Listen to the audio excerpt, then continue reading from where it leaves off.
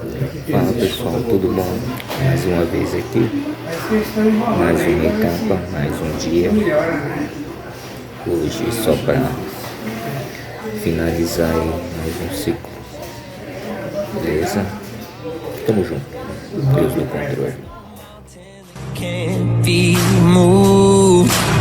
I know there's help for the heavy hearted.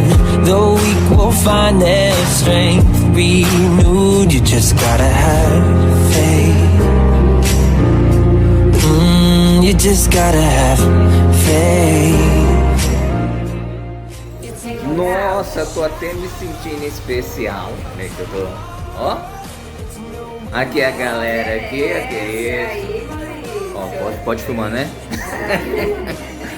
Aqui é a minha doutora, a Cris. Né? Deus abençoe vocês, viu? Parabéns! Chegou a hora. Preparados para ouvir o som da vitória? Sim! 2, 3!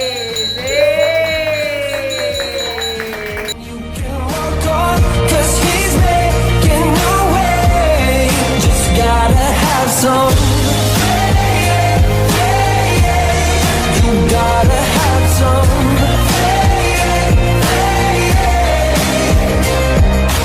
faith. Searching for purpose and all the waiting, praying through so many silent hours.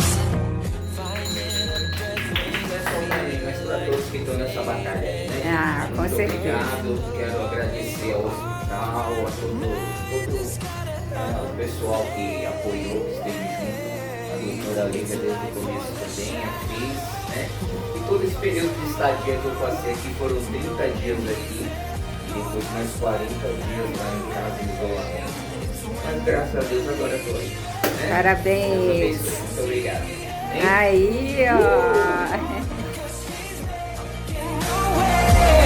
Just gotta have some faith. You gotta have some faith. Oh, you gotta have some faith. You gotta have some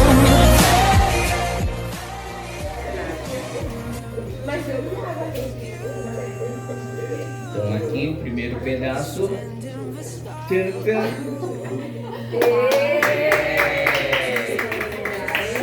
Mas é aquela, né, gente? Todo mundo vai comer o primeiro pedaço. Ninguém vai começar pelo segundo. Na E a verdade, gente vai mostrar pro pessoal lá de cima Isso. que cuidou de você, né? verdade. Ó, aqui, doutora. Tudo bom? Deixa eu cortar aqui também. Ó, de vocês está guardado aqui, viu? Vocês estão entrando aí.